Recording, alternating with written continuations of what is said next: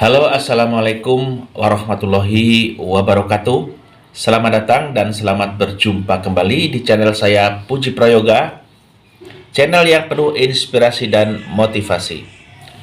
Nah, pada kesempatan kali ini saya akan membahas tentang bagaimana caranya agar keuangan para pedagang di pasar atau di warung atau di mana saja itu bisa stabil, aman dari pemakaian tidak terduga, atau aman dari pemakaian tidak terkendali.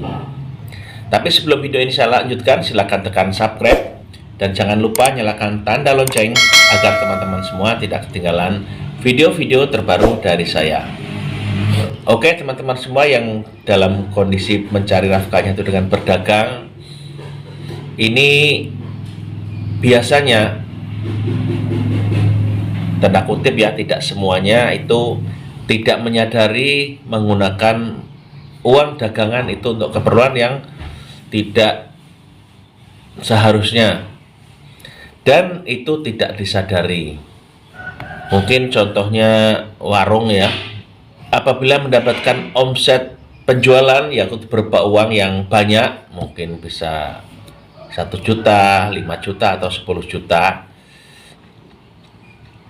dan bersamaan dengan memegang uang itu, biasanya itu ada keperluan yang mau tidak mau harus menggunakan uang. Cuma kadang-kadang tidak menyadari bahwa uang itu sebenarnya uang dagangan. Nah, kalau itu modal sendiri mungkin tidak menjadi masalah. Tapi apabila itu modal hutangan dari badan finansial, mungkin bank atau yang lainnya, itu di belakang hari ini akan mengalami masalah. Yang perlu teman-teman sadari bahwa uang yang Anda pegang itu sebenarnya itu bukan uang Anda, tetapi uang perdagangan. Ya terserah itu modal dari bank atau modal dari sendiri. Yang jelas apabila uang itu uang dagangan, itu akan menyusut permodalan di dalam toko Anda. Karena perlu diketahui bahwa setiap omset yang masuk ke tangan kita itu, apabila 1 juta, apabila kita ngambil persentase keuntungan dibandingkan harga beli dan harga jual, itu biasanya umumnya sekitar, kalau sembako ya 5%, anggap aja kita rata-rata 5%. Kalau toko pakaian biasanya ya 20%, tapi anggap aja kita rata-rata 5% lah, anggap aja ya. Nah, apabila Anda itu mendapatkan omset hari itu 1 juta, itu uang keuntungan yang Anda miliki itu hanya 50.000. Jadi pada dasarnya apabila Anda menggunakan 100 atau 200.000, ya itu berarti Anda menggunakan modal. Jadi kalau keuntungannya itu 50.000, Anda menggunakan 200.000, berarti Anda makan modal itu 150.000. Nah, apabila ini tidak disadari dan dilakukan terus-menerus, 1 bulan itu aset toko Anda itu akan menurun senilai selisih antara keuntungan dan pemakaian. Umpamanya 1 hari yang tadi saya sebutkan memakai 200.000, berarti itu 1 juta, berarti Anda hanya memiliki keuntungan itu 50.000. Apabila Anda menggunakan 200.000, berarti Anda sudah menggunakan modal itu 150.000.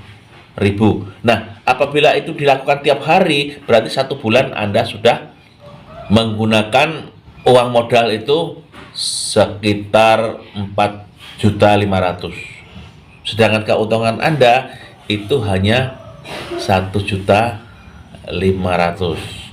Nah, ini yang tidak disadari. Setelah di akhir cerita ini akan ada perkataan dari seorang pedagang, Kenapa modal saya itu menurun? Kenapa stok barang kita di toko itu menurun? Nah, terus jawabannya apa? Jawabannya adalah Anda menggunakan keuangan perdagangan itu untuk keperluan pribadi yang tidak terkendali.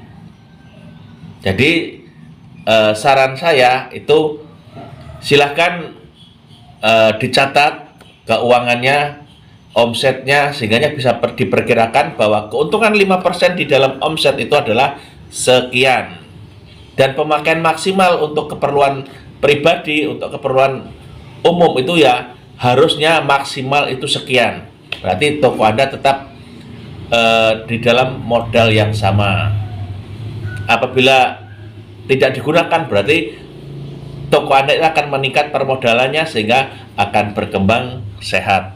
Oke, mudah-mudahan tips singkat ini bisa memberikan masukan terhadap teman-teman semua yang khususnya pedagang ini akan sehat keuangannya. Sebelum video ini saya akhiri, silakan tekan like, komen, dan share agar teman-teman yang lain itu mendapatkan informasi-informasi terbaik dari kami. Saya akhiri, wassalamualaikum warahmatullahi wabarakatuh.